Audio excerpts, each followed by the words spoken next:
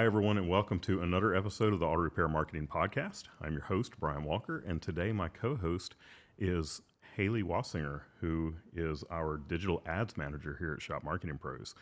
And Hallie wrote a blog post recently about how patience is key when it comes to new Google ads, and we're going to talk to her about that. But before I get too far in, I would love to thank our sponsors, RepairPal, for providing this episode. RepairPal is the key that unlocks more business for your auto repair shop. Find more at repairpal.com/shops. Well, hey, Hallie. Hey, It's awesome to have you here with me today. I'm happy to be on. This is my first podcast. This is my first podcast with us. Yep. Yeah, this is going to be a good one because this is something that we get questions about a lot, and it really comes down to us setting the expectation with the client. Yeah, absolutely. Because people have this idea that Google ads are something that you can just flip a switch and they start working. Yeah, and I think it definitely starts with, like you said, setting the expectation. I know we've changed our processes to make sure we set the expectation up front, and that we're completely transparent about what they can expect when starting a new Google Ads account with us. Yeah, I actually, if you listen to this podcast, you'll hear me talking sometimes, and you'll hear me say that Google ads are something that we can make work almost right away, whereas SEO is something that takes a while. And I could be setting a false expectation there when I say that there's something that could work right away, because they can. Yeah. They'll start producing right away. Yeah, absolutely. So I think like the biggest misconception, because I've definitely heard people say like Google ads are a faucet. If you need car count right away, like you turn them on and your car count increases, and you turn them off and your car count stops. And part of that is true. If you turn them off, Car count stops. your car count stops. Yeah. But it doesn't work right away for everybody. What works for one shop is not going to work the same for the shop down the street. So again, I think it's all about testing and seeing what works best for your shop, but always having in the back of your mind that it's not a faucet. It doesn't just, turn on that easily. All right. Well, let's get into that then. Tell us why it's not a faucet. Why can we not just go create a set of Google ads? Even with us, we work on auto repair shop ads all day, every day. Mm-hmm. We know the optimizations that we need to make. Mm-hmm. And when I say that with a grain of salt, because every business is different. And even though like two auto repair shops can actually be quite different, but still, we know how to optimize a set of Google ads for an auto repair shop. So why aren't we able to just create a set of ads, do all the optimizations that we need to know, and they just start working? Yeah, so we do a ton of optimizations up front to help them perform as quickly as possible. But the reason that they don't just always start working right away is because when you create a new Google ad account, first, Google has to approve your account. They have to make sure you are a real person behind a real business. And then once you create your ads, Google takes time to learn your business and your ads, the keywords you're targeting, the areas that you're targeting, the kind of business you are, who your competition is in that area that may be bidding on the same keywords as you. That all takes Google time. You're giving Google a lot of information at one time when you start new ads. And so it's important that Google takes the time to learn that in order to give you the feedback to properly optimize those ads. So what do you call that when Google is learning that? That is what Google calls the learning phase. So the learning phase typically takes, we always like to say 30 to 60 days. And again, that's the time that Google is learning all of the optimizations that you set in order to give you the feedback to continue to serve your ads, properly optimize them for the long term. So if you think about that, the way that that Google works, I mean, Google is selling this ad space, and it is in their best interest to put the best ad in front of the person who is searching. And they have to figure out, even though we tell them we're not a repair shop, there's still a lot that they have to learn. Y'all have probably heard me talk about the ad quality score before, and how that can impact the way that your ads work, because Google is not only learning for the client, because they're learning for the client, they want to get the client the best results, but they're also learning for themselves. Right. They're learning which of these ads are going to make us the most amount of money. Yeah, Google's a business. Yeah. So there's a lot that goes into that. So what I mean, obviously uh, this learning phase is triggered when a new set of ads is created. Yeah, so your learning phase triggers when a brand new set of ads is created, so a campaign, and then ad sets and ads under that campaign. You set your budget and your bid strategy at the campaign level, and that's what Google learns. You also set your location targeting and your audience at the campaign level. So those are the big campaign settings that Google is trying to learn to ensure that they are serving your ad for the right keyword to the right audience in the right area. So when you start new Google ads, they enter the learning phase, but you can send your ads back into a learning phase with large scale changes to your campaign settings. So when you initially start Google ads in the first 30 to 60 days, it's really important to not continue to make those large scale changes, because if you do, you're just going to continue to keep putting your ads back into the learning phase. They'll never exit that learning phase. So what would you consider a large scale change? So, a large scale change would be anything at the campaign level, massive changes to your targeting. So, either like massively increasing or decreasing your radius, any significant budget changes, because it does take Google a while to learn and reach your budget. So, if you're constantly making those budget changes, it's never going to reach that budget. Any changes to your bid strategy. So, whether you choose maximize conversions or clicks, any of those setting changes. And those are all happening at the campaign level. So I would say don't touch, once you set the campaign settings, don't touch those for 30 to 60 days. What about at the ad group level?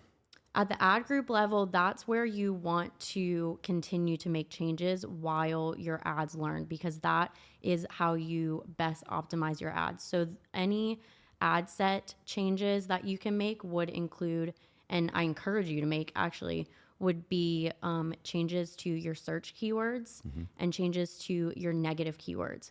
So as Google learns your ads, they're going to give you a list of search terms. So negative keywords, I did a podcast episode on negative keywords not too long ago. It's probably 10 to 15 episodes back. And that is one that if you are doing your Google ads yourself and you're unfamiliar with negative keywords, you really need to go listen to that episode, because negative keywords are very important to your ad set. But you said that you encourage people to make changes. But how long, so when somebody makes a change, how long should they wait to see, was that a good change, before they start changing again? So if you're making any large scale changes having to do with like your budget or your target audience, or if you're making any link changes, even switching the landing pages that your ads are sending to, I would give at least 30 days to see how those changes shake out and perform. Again, because you're needing to allow Google the time to learn those changes. And I want to mention too, because you talked about negative keywords, we have a very extensive list of negative keywords that we add up front, like things that we know we don't want our clients' ads to show for. And I know you talked about this in your podcast too, things like cheap, schools, parts, things that we typically see our shops don't offer. And we add those up front right away before we even turn the ads on. That way, that's less we have to optimize later. So the more information you can give Google up front, the better your learning phase will be. So that is all done. It's at the ad group level. You talked about the campaign level where you don't want to make those changes, and we're talking about budgetary changes. We're talking about the geographic location changes. What about what about changes like to the ad copy itself? Yeah, I would say that you can make minor changes to ad copy. You kind of want to have an idea of what you want your ad copy to say up front and let Google learn and see how those different headlines and descriptions match up with each other. And then maybe in 30 to 60 days, you reassess. Maybe one headline is performing better than another headline. So you may pin that better performing headline. So I would say it's okay to make minor changes to ad copy as far as your headlines and your descriptions go, but don't just, remove headlines without any reason behind them. I would say, like, assess how the numbers are looking. So you mentioned the landing pages and making changes to the landing pages. Mhm. How does the actual information that is on the landing page impact your Google Ads? So it's always a best practice to send your ads to a landing page that is optimized for the keywords that you're targeting. So the example that I like to give is if you are running an ad for brakes, you want to send the user to an optimized page on your website that is pertaining to brakes.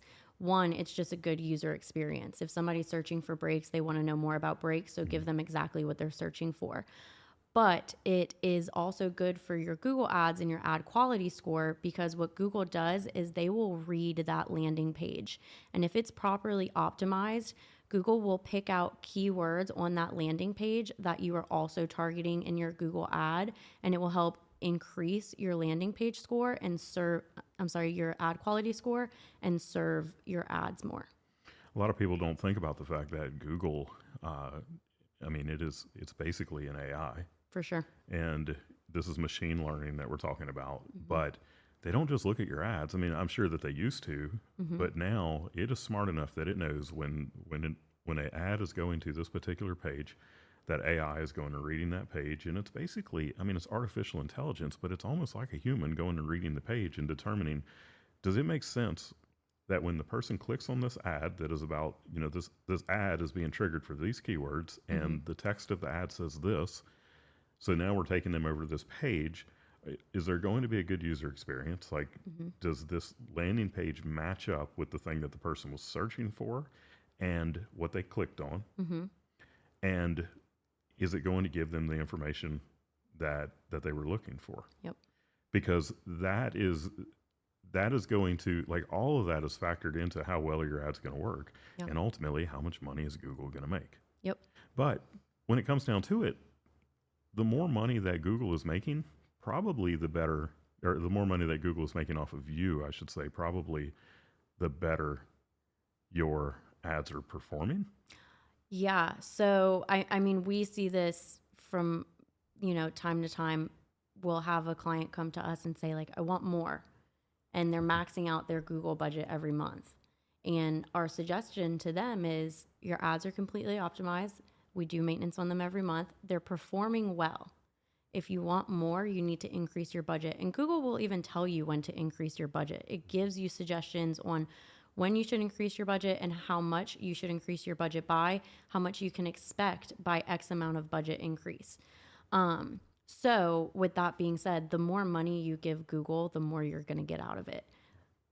And if your ads are optimized, you already have a healthy budget. You're spending as much money as you can spend. I guess really the only thing that would be left to do would be to target like different services maybe, or increase your radius. Yeah. So when it comes to targeting services specifically, my suggestion would always to be sure that you have a nice looking website with optimized pages on it, because if you're going to target by service, you ideally want to send them to an optimized page about that service. And then when it comes to increasing your radius, the only thing to keep in mind there is the more people you target, the more budget you will need. Because if you have more people clicking on your ad, that's money being spent. So when somebody starts a new set of ads, or really, it's going to be different versus, somebody is starting a new set of ads versus somebody who has never run ads before, that has a brand new ad account set up, that has never done anything at all with Google. Is there a different timeline that they can expect between those two things? Someone who has never run ads before versus somebody who has been running ads, but now they're going to set up a new campaign? Yeah, for sure. Because if you are already running ads in a Google account and you're just setting up a new campaign within that same account, Google already knows your business. It's already approved your Google account. If you're not making any changes to your budget, it already knows your budget. So your learning phase for your new campaign will tend to be a little bit quicker, but you can also expect a drop, or not a drop, but maybe a lull when you create a new campaign and you make large scale changes on that have to do with the whole account, like moving budgets around and splitting budgets between campaigns. For example, we just did this recently with one of our clients. He has a $15,000 budget. We created a new campaign for him. So we used some of that $15,000 budget and we split it from one campaign between two campaigns. So we'll see some effects of that. You're going to see a little bit of a lull of the first campaign because we're taking budget from that campaign. And then the second campaign that we use that budget for needs time to ramp up. And then another thing is, like, again, with the same client, not only did we split the budget and, make budget changes and launch new ad groups, but we also made changes to the destination of his ads. We switched from a landing page to a full website with optimized pages. So that client, while he's not seeing like a drastic drop or a huge lull as if he just started a brand new account, he is seeing a little bit of a lull, and that's the effects of those changes like taking place and shaking out. So you mentioned a client that has a $15,000 a month budget. I don't want to scare people to death here. No. That is not typical, right? No, that's not typical. We always, typically say a $1,200 a month budget minimum. Yeah. Yeah, on Google Ads is a good starting place. And then once that learning phase kind of takes place and we're getting out of that learning phase, we'll assess how the current ads are performing with that budget. Are we meeting the budget regularly? Are we getting good results with that budget? And if we are, then we will always suggest an increase to let those results go even further and increase even more. Or we will suggest, if we know the client wants to promote, specific services and bring in more specific services, we will, suggest an increase then in order to account for those extra ad groups.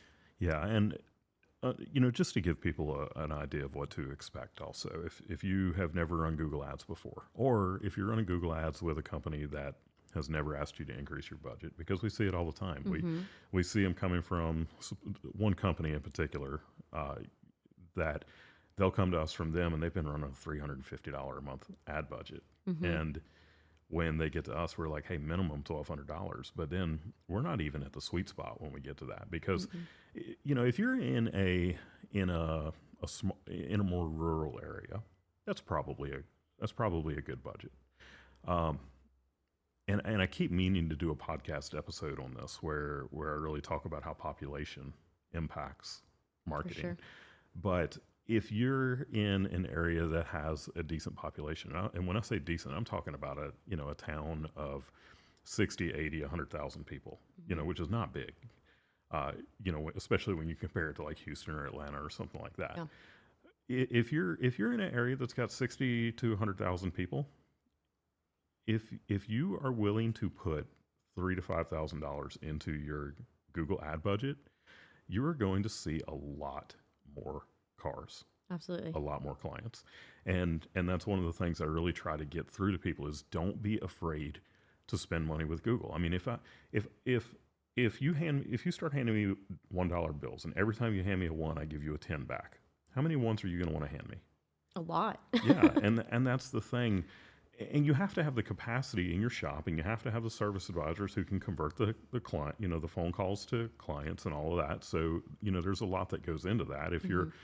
If your shop is not, if your processes are not optimized, if you can't handle more cars, if you're scheduling out 3, 4, 5, 6 weeks, then you're probably not going to want to put huge budgets into your Google ads. And if you have a service advisor who doesn't have great phone skills, you definitely don't want to put huge budgets into your Google ads. But if you have these things optimized, your service advisor is an ace.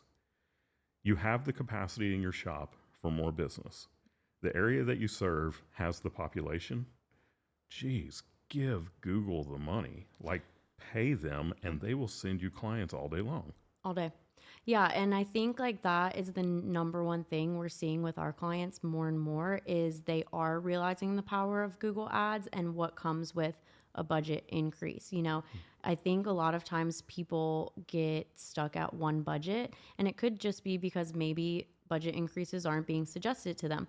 But they get stuck at one budget and they're getting good results from that one budget. So they don't want to change anything, or it's not suggested to them to change anything. But if you're at one budget and your ads are going well, give it more. But like you said, only if those things are in place, because there's so many times where we see people waste their Google budget because their service advisor isn't great on the phone, or and that's literally just money you're throwing away if your service advisor can't, convert a call, or you're booked so far out that nobody's going to wait that amount of time to get in. I want to do a podcast episode, and we're going to do this very soon. Honestly, it may be the next episode, specific to your Google ad budget and what your ad budget should be, because there's so much encouragement that I want to give people, because it could literally be the answer, to any car count issues that you have. All right, so but we kind of got off on a little rabbit trail there. I'm good at taking us down rabbit trails. We're talking about patience and the learning phase. When can someone expect for that learning phase to be completed and for their ads to really be dialed in and to start seeing great results from them?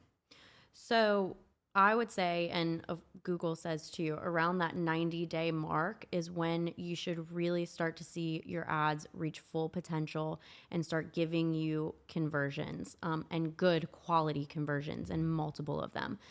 It'll be that 90-day mark. If you properly optimize your ads as far as keywords and negative keywords and search keywords go during that 30 to 60 days, 30, 60, 90 days, if you don't make any large scale changes during that 30, 60, 90 days, 90-day mark is when you should start to see them really take off. Yeah, so people might be listening to that and saying, "Oh, well, that's 90 days of budget and everything that I'm going to put into that. 90 days of paying for my ads to be managed." But we're not saying that it's going to take 30, 60, 90 days to start seeing any results at all, right? Correct. Yeah. In that 30, 60, 90 days, you will see clicks, you will see impressions. That means your ads are being served to people. They'll actually see phone calls. Yes, they will start to see phone calls and web form fills. I'm saying at the 90-day mark, you should see full potential. That's when things start. It's a well-oiled machine at that point. Yep, correct. And it's important to note too, at that 90-day mark, and you see your ads reach full potential, then you don't just go completely hands off at that time. You say, my ads reach full potential, this is what they're going to do. That's not a time to go hands off. Your ads will always need regular maintenance, but they shouldn't need any more large scale changes at that point. Yeah. Well, I think this has been good. A lot of people will say, well, that's just a cop out, when we say, hey, you need to have patience. But I have seen where our clients are 30 days in, they get their first report and they're like, oh, I don't know if I can keep doing this. Mm-hmm. But then at 60 days, what do we hear? Yeah, they're surprised with the amount of phone calls and web form fills that they're starting to get. And again, that 60-day mark isn't even full potential. Yeah. It's truly a trust the process kind of thing. I've seen it. And when I say I've seen it, really, I hear about it because I hear about it from our team. Mm-hmm. I hear about it from our customer success managers who are going over the reports with the clients every week that, this client who's 1 month in, they're stressing about the ads. And our lead customer success manager, Danny, used to be our Google Ads manager. So she knows this as well as anyone. And they always say, you need to be patient. That's what brought on this blog, and that's what brought on this podcast that we're recording today, because they tell them you need to be patient, and the person is usually kind of freaking out a little bit. And it's not always. I mean, we've had clients at 30 days in, they're like, I am already seeing the results. This is awesome. Yeah. But sometimes they're like freaking out a little bit. But then by that 60-day mark, they're usually calming down. And by the 90-day mark, they're usually like, I get it. You were right. Yeah. Yeah, it definitely, like I said, it's definitely a trust the process thing. And if you have a good marketing company that you trust too, it's easier to accept the answer, wait and see. Yeah. Give it time. All right. Anything else that you want to tell people? Just have patience with your Google ads when they're brand new. All right. Well, thank you for coming on with me today. We're gonna do another one very soon where we're talking about the Google ad budget. But for any of those or any of you who have been listening who are interested in having Google ads done, of course that is something that we do at Shop Marketing Pros. Very rarely do I ever do any kind of a pitch at all on our podcast, but it just makes sense. I'm sitting here with one of our team members and we're talking about this. So, if it is something that you're interested in, you can go to our website, shopmarketingpros.com. Up in the top right corner, there's a button that says schedule a discovery call, and JR can talk to you about Google Ads. I want to thank our sponsor, Repair Pal, again for providing this episode. We are just one podcast on the Aftermarket Radio Network. There are 5 great podcasts that you can listen to, and you really should go check those out at aftermarketradionetwork.com. Glad that you are here with us this week and hope that you'll be back again next week. And until then, go fill those bays.